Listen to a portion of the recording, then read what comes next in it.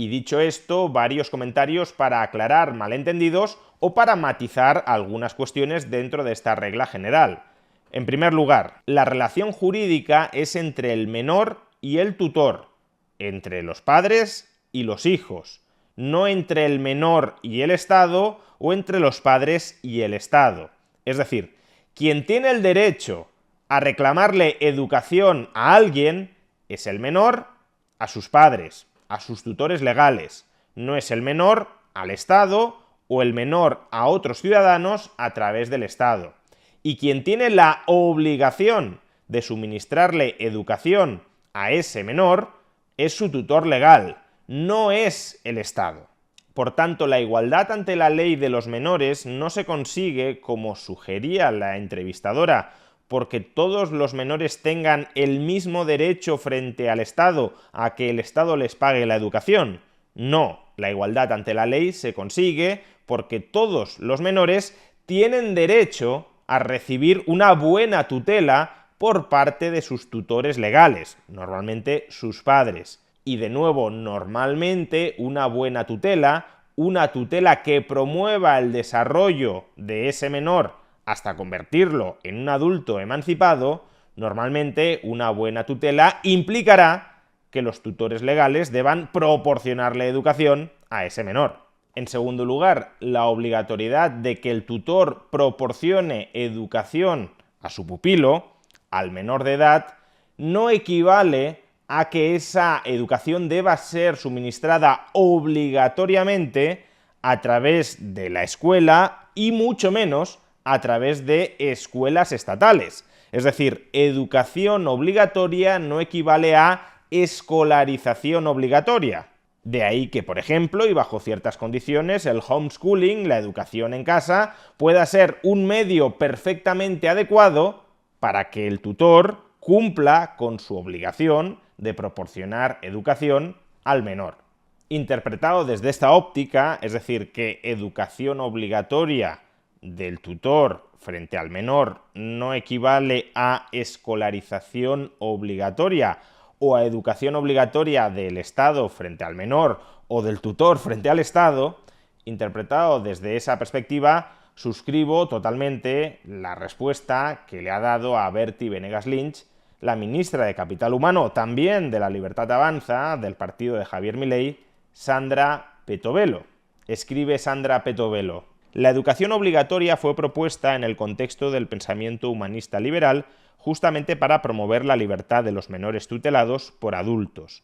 Esto permite que los niños puedan educarse, ampliando sus horizontes para desarrollar un proyecto de vida propio en el contexto de culturas cada vez más complejas, lo que vuelve imprescindible una alfabetización integral.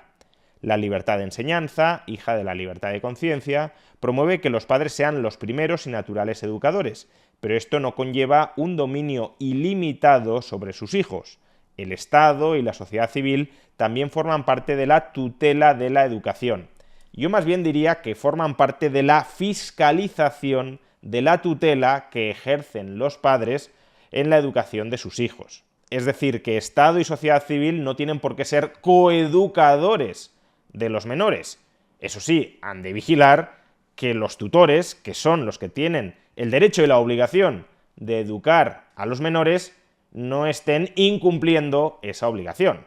A este respecto suelo poner el ejemplo de la obligación de alimentos que también tienen los tutores legales en favor de sus hijos. Los padres tienen la obligación de alimentar a sus hijos y para cumplir con esa obligación pueden escoger qué alimentos les proporcionan a los hijos. El Estado o la sociedad civil han de vigilar que los padres no maten de hambre a sus hijos o incluso que no les proporcionen una dieta absolutamente insalubre que esté deteriorando a marchas forzadas la salud de esos hijos.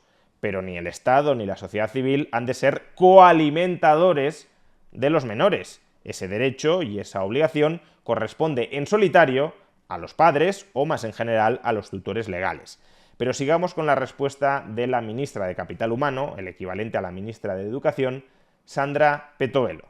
Ningún agente educativo puede absolutizar su dominio formativo sobre los menores de edad. La educación obligatoria derivó muchas veces en el adoctrinamiento o en el monopolio ideológico, pero de esto no deben seguirse falsas soluciones que caen en otros absolutismos, como el de los padres sobre los hijos. El Estado tiene que regular y promover la libertad educativa de toda la sociedad, autolimitándose y limitando el abuso de poder de otros agentes. Y las familias y la sociedad civil potenciar la educación no formal y formal para ampliar las esferas de la libertad humana. De nuevo, si no interpretamos todo esto como que el Estado tiene un derecho y una obligación similar al de los tutores legales para tutelar la educación de los hijos, de los menores de edad, estoy totalmente de acuerdo con la reflexión. El Estado ha de vigilar que los tutores legales respetan a sus menores cumpliendo con sus obligaciones, pero el Estado no es el tutor legal de los menores, ni en materia de alimentos ni en materia de obligaciones. En tercer lugar, ¿significa todo lo anterior que el trabajo de los menores ha de estar absolutamente proscrito?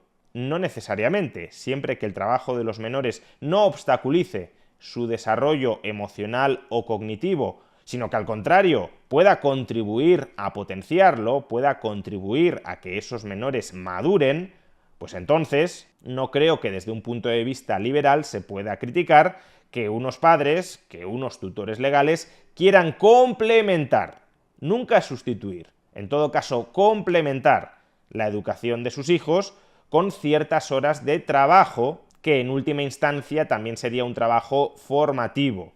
Lo que no debería suceder es que los padres instrumentalicen a los menores en perjuicio de su desarrollo personal para mejorar las finanzas de los padres. Los padres no son acreedores de los hijos, son deudores o fundamentalmente deudores frente a los hijos. No tienen que recibir de ellos, sino en todo caso darles para que esos hijos se puedan desarrollar.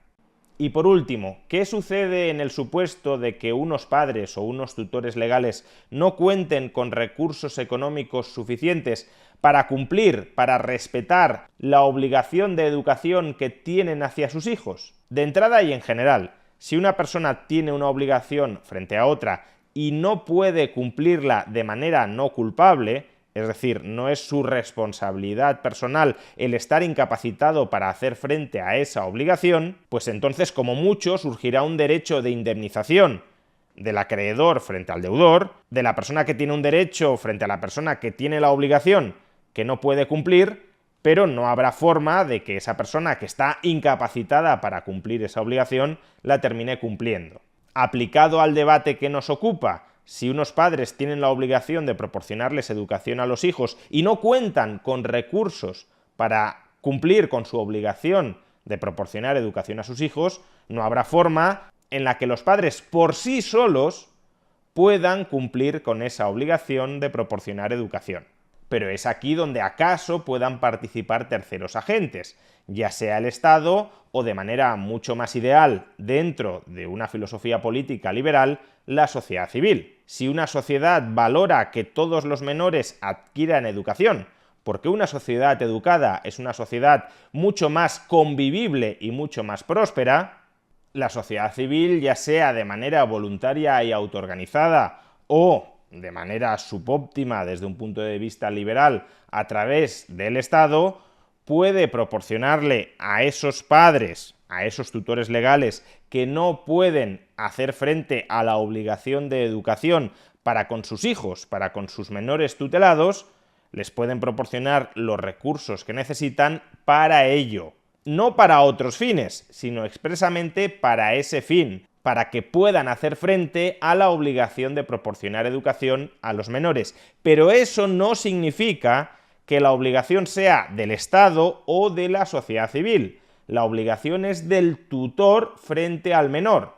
Cuestión distinta es que sea la sociedad civil o el Estado quien le proporcione esos recursos al tutor para que haga frente a la obligación frente al menor. En definitiva, el liberalismo es ante todo una filosofía política para adultos y eso ha provocado que, históricamente, a lo largo de su desarrollo, no haya reflexionado suficientemente con la situación jurídica de los menores. Y en muchas ocasiones los liberales cometen o cometemos el error de querer trasponer íntegramente las reflexiones moralmente correctas que hemos alcanzado para con los adultos al caso de los menores, y no necesariamente el análisis ha de ser similar. En el caso que nos ocupa, un liberal libertario podría caer en el error de pensar que los padres no tienen la obligación de proporcionar educación a sus hijos porque los padres han de ser libres para decidir si quieren o no quieren proporcionarle educación a sus hijos. Pero son esos hijos, como menores tutelados por los padres, quienes tienen derecho a recibir la educación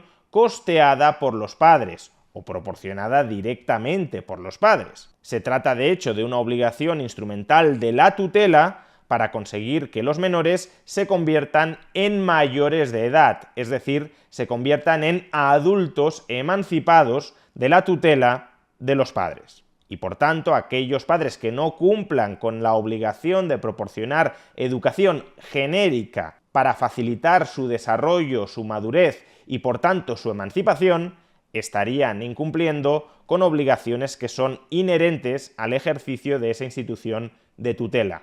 Y todo esto diría que no es que sea compatible con el liberalismo, sino que es consustancial al mismo, porque si los menores no se desarrollan, los menores no devendrán adultos que puedan perseguir autónomamente dentro de la sociedad aquellos proyectos de vida que deban ser irrestrictamente respetados por los demás.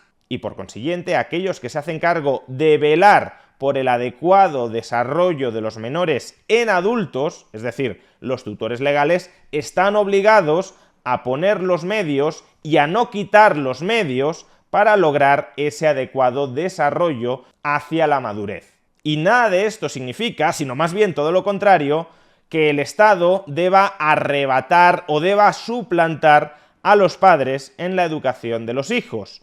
Lo único que tiene que hacer el Estado es velar, es vigilar, es fiscalizar que los padres no están incumpliendo su obligación de medios de educar a los menores. El Estado no ha de ser quien decida cómo los padres deben educar a los hijos, ni mucho menos ha de expropiar la tutela a los padres para quedársela a él y poder configurar el propio Estado, las élites políticas, cómo ha de ser la educación de los hijos. Los hijos tienen derecho frente a sus padres y los padres tienen obligaciones frente a los hijos, y ahí el Estado únicamente existe para velar, como en cualquier otra relación entre partes en la que existan derechos y obligaciones, para velar que esos derechos y esas obligaciones de carácter personal se terminan cumpliendo. En materia educativa, el Estado no tiene que hacer más que eso, pero tampoco, al menos mientras siga existiendo Estado, menos que eso.